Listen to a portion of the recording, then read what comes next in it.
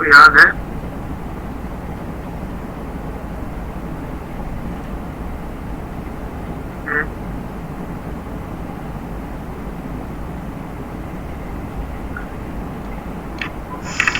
Sir problems of ordinary language ये cover किया था।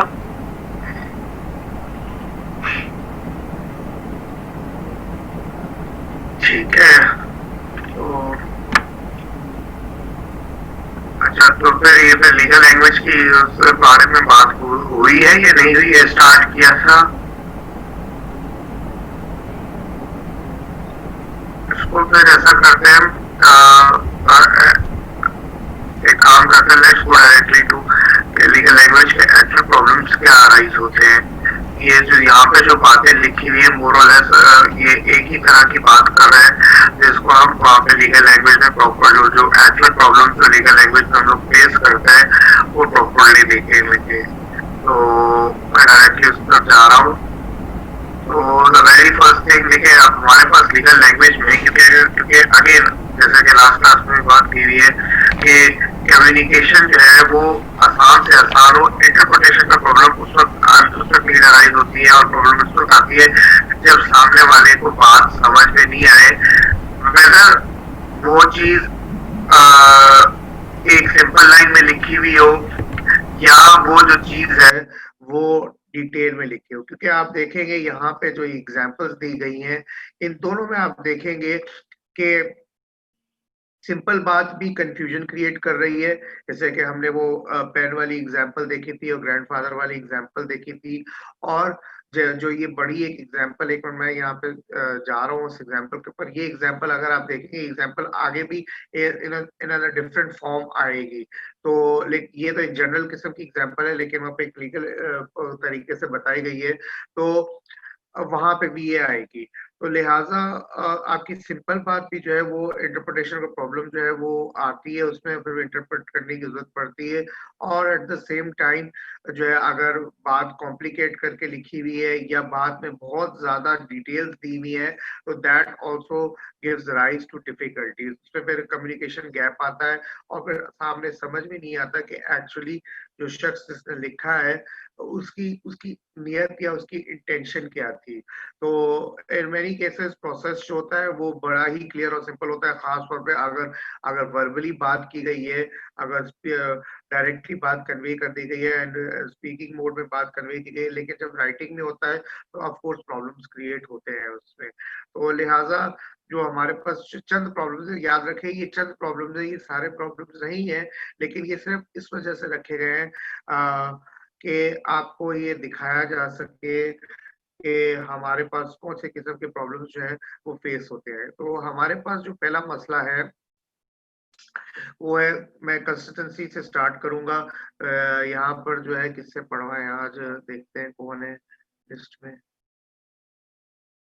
हाँ जी, राफे साहब बैठे हैं।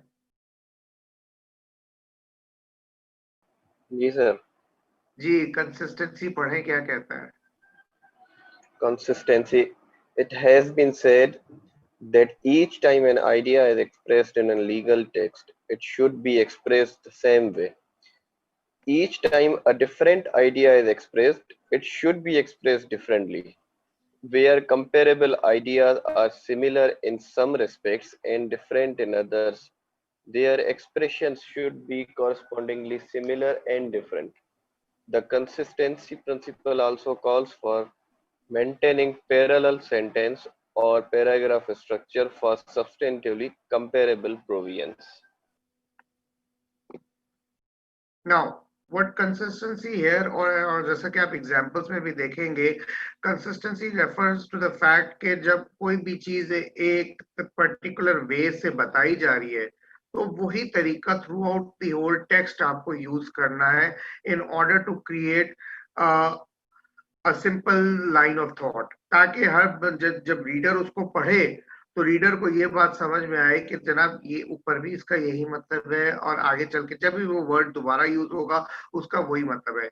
लेकिन ये होता नहीं है, आपको ऑर्डनरी लैंग्वेज में मिलेगा। आपने अक्सर औकात ये देखा होगा और सुना भी होगा कि लफ्ज बदल के इस्तेमाल करो, आपकी वोकेबलरी का पता चलता है। ठीक है, वो वोकेबलरी का तो पता चलता है, लेकिन रीडर के साथ ये भी एक प्रॉब्लम अराइज होना शुरू होता है कि वो जब समझते हैं कि परहैप्स यहाँ पे वर्ड किसी और कॉन्टेक्स्ट में भी इस्तेमाल किया जा सकता है।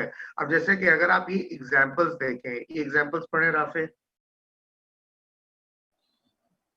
Study the following examples of inconsistency which appears in one statute. Different words are used to express the same verbal connection between the term being defined and its definition. Accelerate is a stop, distance is. Air carrier means the approach or takeoff area shall be. Approved shall mean an extended over water operation shall be considered. Alaska air carrier includes. Category shall include. What is the most remarkable about these examples is that they all occurred in the same section, although the particular variations probably did not have important direct consequences. They served the notice on the reader that he could not be sure whether a change in wording signified a change in the substance or not. समझ में आया problem क्या है? Problem समझ में आया? क्या इसमें समझ में नहीं आया? इसको समझ में आया problem? What is the problem over here? बस लिखा हुआ भी है, क्या मसला है?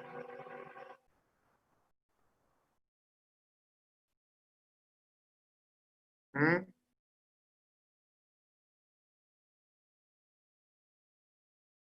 प्रॉब्लम ये क्यों नहीं समझ? सेंटेंस सही नहीं लिखे तो समझ नहीं आ रहे।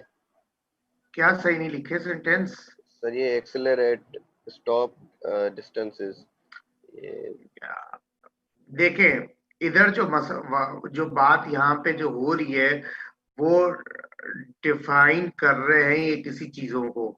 अब आपका काम क्या है? आपका काम देखना है ये जो अंडरलाइंड वर्ड है वहां पर देखें, मुख्तलिफ जगहों के ऊपर ये 8-10 अल्फाज यूज हुए हुए हैं, इनके ऊपर मुख्तलिफ ये वर्ड्स इस्तेमाल किए हुए हैं जो कि मुख्तलिफ वर्ड्स को डिफाइन कर रहे हैं। एयर कैरियर का बताया है, एक्सलेट स्टॉप का बताया है, कैटेगरी का बताया है, अप्रूव का बताया है, अप्रोच का बताया है। ऐसा है या नहीं है? सवाल यहाँ पे जी ये सर। बनता है, सवाल यहाँ पे ये बनता है कि ये जो आप जो अंडरलाइन वर्ड के ऊपर गौर करें, वर्बल कनेक्शन अगर आप ओवरऑल सबका एक वर्बल कनेक्शन देखें तो ये सारी एक चीजें एक दूसरे को डिफाइन कर रही हैं। लेकिन मसला ये है कि क्या ये ज्यादा बेहतर नहीं था? परहैप्स प्रॉब्लम नहीं अराइज होता है, लेकिन लफ्ज तब्दील करने से, एक लफ्ज तब्दील करने से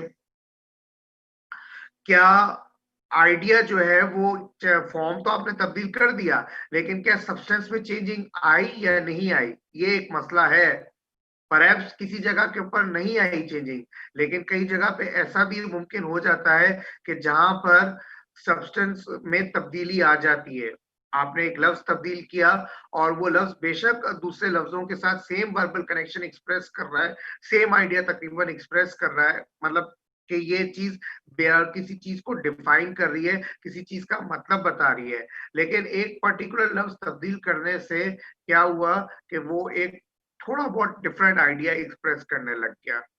ये जो हम ये काम करते हैं कि सिनोनिम्स ढूंढते हैं लफ्ज के, और जो है वो सिनोनिम्स का भी यही मसला है। आप सिनोनिम्स कर ले, सिनोनिम्स का जो है वो सिमिलैरिटी तो होते हैं, लेकिन no two words have the same meaning.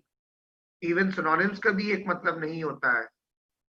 तो वो तो खैर एक दूसरे कॉन्टेक्स्ट में बात हो गई, लेकिन आइडिया अगर आप देखें कंसिस्टेंसी नहीं रहती है यहाँ पे कि इस जगह इज लिखा हुआ है, इस जगह मीन्स लिखा हुआ है, इस जगह शेल भी लिखा हुआ है, इस जगह शेल मीन लिखा हुआ है, इस जगह shall indicate, include, shall be considered लिखा हुआ है।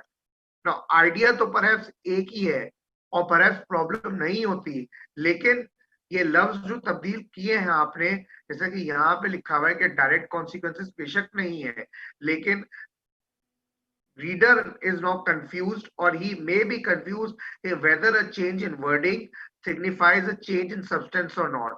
जब आप लफ्ज तब्दील कर रहे हैं तो डज इट मीन कि शायद वो कोई लफ्ज दूसरा इस्तेमाल करने से कोई दूसरा आइडिया एक्सप्रेस करना चाह रहे हो, और इसी चीज का जो है वो वकील फायदा उठाते हैं कि जब आइडिया डिफरेंट हो जाता है। मिसाल के तौर के पर मैं टू बी ऑनेस्ट मुझे ज्यादा लफ्जों का इस वक्त नहीं पता है, लेकिन हम इस वर्ड को उठाते हैं इंक्लूड्स को और शैल बी कंसिडर्ड को।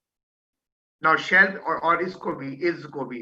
नाउ शैल बी कंसिडर्ड से है ये मे बी डीम के दायरे में जा रही है कि इसको भी समझा जाए, और ये तो बाजार जो है इसका मतलब ही बता रहे हैं और ये इंक्लूसिव कर रहा है, और इसी चीज का वकील फायदा उठाते हैं कि ये एक लीगल प्रॉब्लम है जो कि इनकंसिस्टेंसी क्रिएट कर रही है। क्लियर हुआ? जी सर। अच्छा, अब हम दूसरी मिसाल देखते हैं। पढ़ो भाई, over specificity. A good example of too much detail or over specificity is that used by Dickerson, where he quotes from the Wisconsin Bar Bulletin. When an ordinary man wants to give an orange to another, he would merely say, I gave you this orange.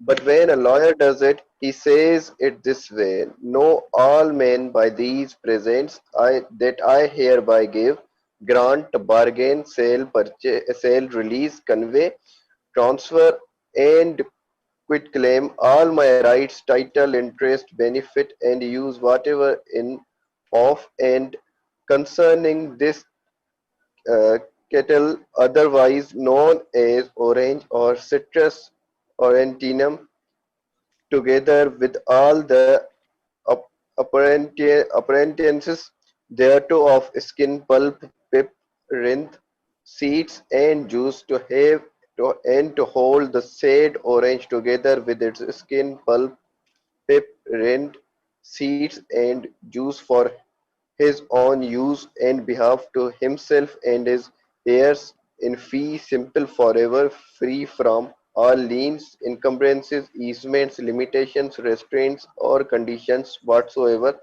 and all prior deeds, transfers, or other documents whatsoever now or anywhere made to the contrary, notwithstanding with the full power to bite, cut, suck, or otherwise eat the said orange, or to give away the same, with or without its skin, pulp, pip, rind, seeds, or juice. समझ में आया? Sir ये orange दे दी sir उसको free में। वो तो वो वकील ने दिए या आपने दिए? सर सवाल दो तो ये बंदों ने है। दिए, एक नॉर्मल बंदे ने दिए, ऑर्डिनरी ने उसने सिंपल उसको कह दिया, और वकील ने पूरा मतलब वो हर चीज क्लियर करके दे दी उसको। भाई तो अब बात तो ये है ना कि आपने आपने जो है वो देखा है कि कितना मसला क्रिएट हो रहा है या नहीं हो रहा है? जी सर, ओवर स्पेसिफिसिटी में हो रहा है। ये और ये फैक्चुअली होता भी है। ये तो जस्ट इसको एक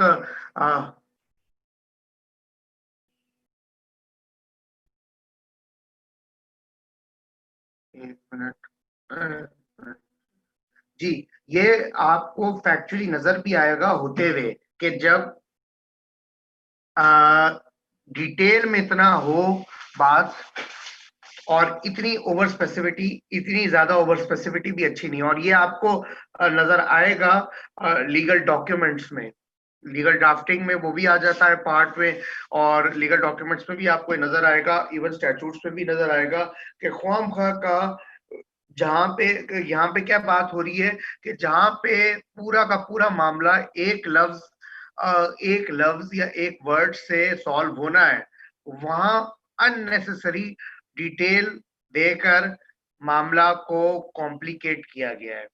और ये नजर भी आएगा जब आप प्रैक्टिस में जाएंगे, या मे बी अगर आप अपने घर के डॉक्यूमेंट्स को देखें, घर में सेल डीड वगैरह हो या मॉर्गेज डीड वगैरह इस तरह की डीड्स हो, तो अगर आप उसमें देखें, उसमें ये प्रॉब्लम आपको नजर आएगा कि देयर विल बी यूज्ड, इसी तरह से होता है। और इसी तरह से यहाँ पे तो कीनू की बात हो रही है, पता नहीं कीनू है या नहीं है, क्या है, होपफुली कीनू ही हो।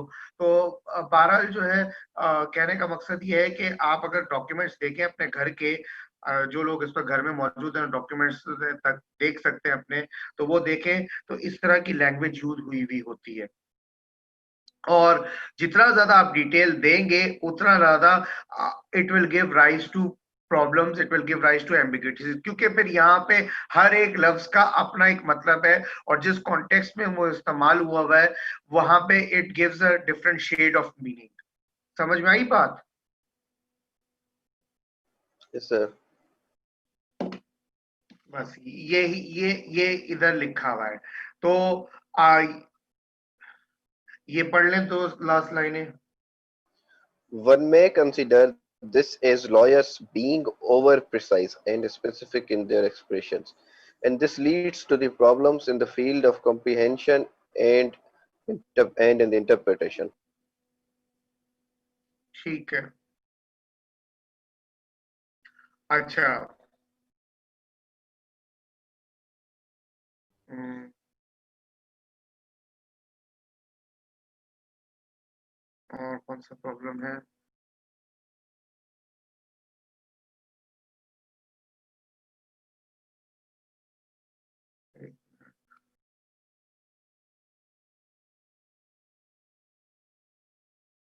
अच्छा, एक minute.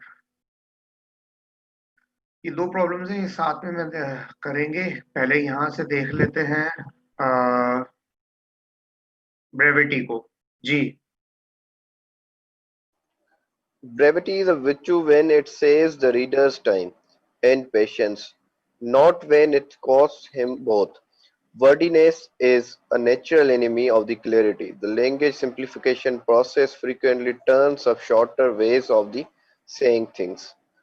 Wordiness takes many forms. One common drafting sin is to use synonyms such as alter and change, authorize and empower, sole and exclusive, and null and void. Today, there is no excuse for adding synonyms. One must choose the familiar term and stay with it. Another drafting sin is to include in pair of the words or expression, one of which includes the other. This is not in this is not only unnecessarily wordy, but may create uncertainty as to which term is intended to be controlling and which consequently is surplusage. For example, do not say authorize and direct if this is intended to mean what it says. Authorize and should be deleted because every direction includes the authority to comply with it. The best guide here is simply to exclude the words or expression that contribute nothing to the legal message. Example, it is herein provided that. Now पहले इसको देख लें, ये बात clear हुई है? जी sir, वो सिनोनिम्स जो है वो या पेयर ऑफ वर्ड्स का जो है वो उसकी बात कर रहा है कि सिनोनिम्स और पेयर ऑफ वर्ड्स अगर यूज ना करें तो ज्यादा क्लियर हो जाएगा, और अथॉरिटी किस वर्ड की पर ज्यादा प्रिवेल करेगी वो भी क्लियर हो जाएगी। क्योंकि यहाँ पे if you look at it के, अच्छा, ये सारे वो वर्ड्स हैं जो सारे लीगल लैंग्वेज में यूज हमारे पास होते हैं। अच्छा, इसमें अगर आप देखें तो जैसे कि ऑथराइज और एम्पावर की उन्होंने, ऑथराइज एंड डायरेक्ट की सॉरी एग्जांपल ली है, तो उसमें हम अगर आप देखें कि एक एग्जांपल लेकर उन्होंने बताया कि कौन सा जो है, कौन सा एक्चुअल वर्ड है जो कंट्रोलिंग वर्ड है, और कौन सा जो है वो सरप्लस के तौर के ऊपर इस्तेमाल हुआ है। तो जो सरप्लस के तौर के ऊपर हुआ है उसको उसको डिलीट कर देना ज्यादा बेहतर है, उसको यूज कर ना करना ज्यादा बेहतर है, क्योंकि it adds nothing to the sentence, कुछ भी नहीं ऐड हो रहा है वहां पे। तो बजाय के बस ये दिखाना कि बंदे की वोकेबलरी बहुत अच्छी होगी, आपकी किसी की भी वोकेबलरी, और बहुत पता होगा, लेकिन उस वक्त वहां पे वो उस डॉक्यूमेंट में वो कुछ नहीं कर रहा होता सवाए स्पेस लेने के अलावा उसका वहां पे कोई मकसद नहीं है। ना कुछ वो ऐड कर रहा है वहां पे, ना कुछ वो जैसे उसकी जो है वो बस खूबसूरत लग रहा है ना। खूबसूरती की बात है वो, जैसे अब तो जैसे मेकअप की बात हम करें, ख्वाम खा का मेकअप करना भी जो है वो भी तो एक बुराई है ना, तो ये बिल्कुल वैसी ही बात है। और जैसा कि यहाँ पे ये लिखा हुआ है लास्ट लाइन में कि ऐसे वर्ड्स को एक्सक्लूड करें जो कि कंट्रीब्यूट कुछ नहीं कर रहे टू द लीगल मैसेज। अब जैसे कि अगर आप इस बोल्डेड लाइन में देखें, इसमें से क्या आप इंडिकेट कर सकते हैं कि कौन सा ऐसा वर्ड है जो कि इस छोटे से 4 लाइनों के में लफ्जों में कुछ नहीं कंट्रीब्यूट कर रहा, कुछ कोई फायदा नहीं उसको, उसको रखने का भी, उसको निकालने से इस सेंटेंस के ऊपर जरा सी भी तब्दीली नहीं आएगी। जी हेयरन। हाँ, here and, obviously here and, here and यहाँ पे कुछ नहीं कर रहा, कुछ नहीं। It is not adding anything, it is not deleting anything. इसी तरह एक और एग्जांपल, चलें ये पढ़ लें पैराग्राफ, और अगला वाला तो मैं आपको एक और एग्जांपल भी बताऊंगा, ये पढ़ लें।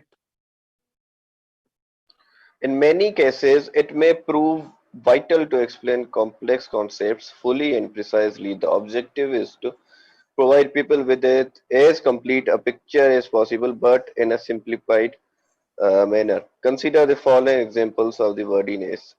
First, the story of the creation of the universe is told in Genesis in 400 words. Two, the world's greatest moral code, the Ten Commandments, contain 227 words. Third, the Lincoln's immortal Gettysburg address is but 238 words in the length.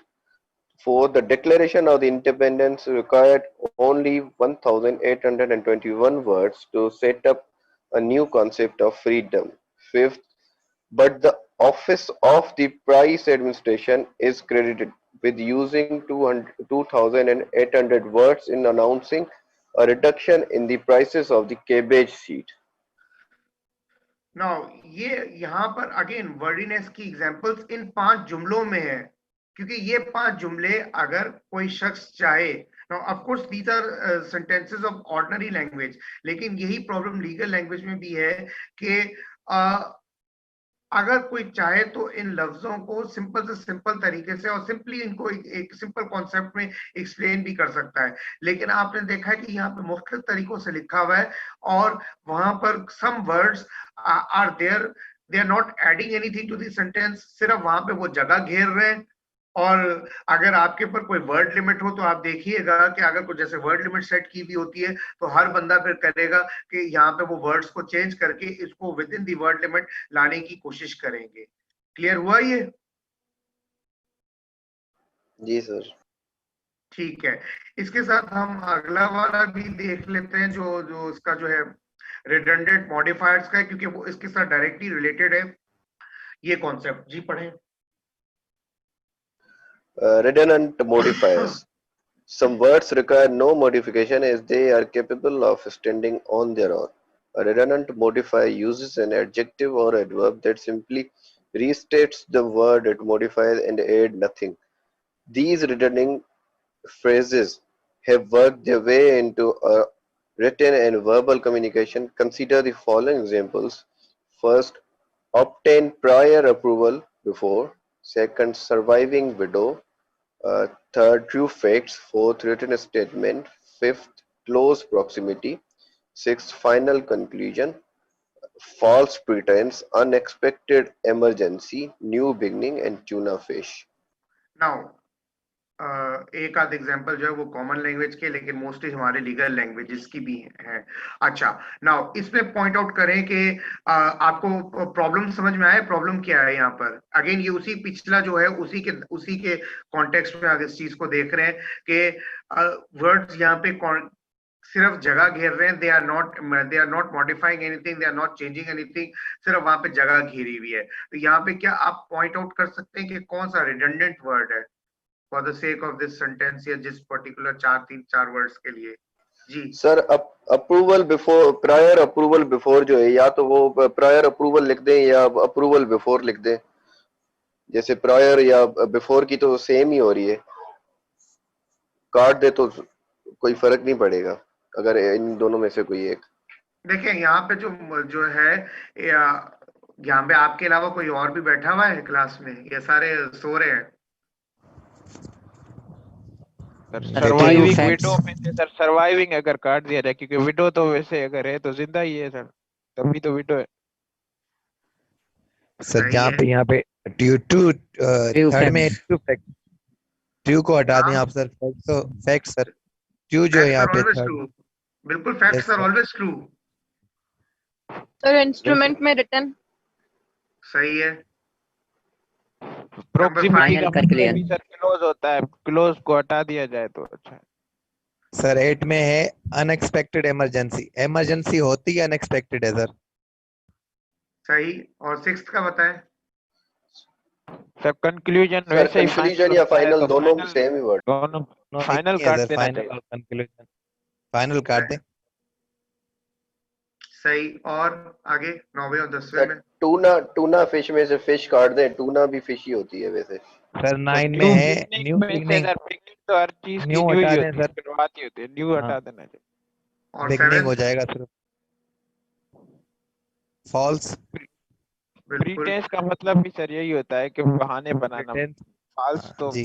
काट देना अब चाहिए। मुझे एक बात बताएं, इतना अरसा आपको, अब 4 साल कंप्लीट होने वाले हैं का लॉ पढ़ते हुए, आपके सामने ये ऐसी मिसालें गुजरी हैं या नहीं गुजरी हैं?